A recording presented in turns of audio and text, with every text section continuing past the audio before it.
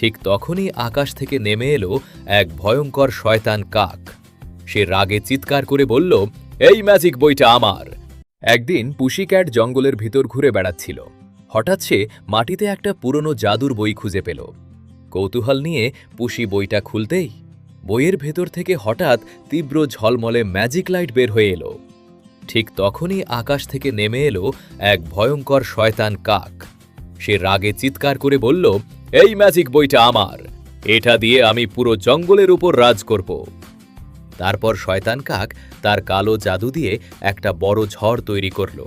কিন্তু পুশি ভয় পেল না। সে শক্ত করে বইটা ধরে বলল, এই শক্তি খারাপের জন্য নয়, এটা ভালো কাজের জন্য। হঠাৎ বইয়ের ভেতর থেকে এক শক্তিশালী সোনালী আলো বের হলো, আর মুহূর্তেই শয়তান কাকটির কালা জাদু শেষ হয়ে গেল। ভয়ে শয়তান কাক জঙ্গল ছেড়ে পালিয়ে গেল, আর সেই দিন থেকে পুশি হয়ে গেল জঙ্গলের ম্যাজিক হিরো। হঠাৎ করে পুশি কান্না করতে শুরু করল আর বলল, এত কিছু করার পরও কেউ আমার চ্যানেল সাবস্ক্রাইব করে না।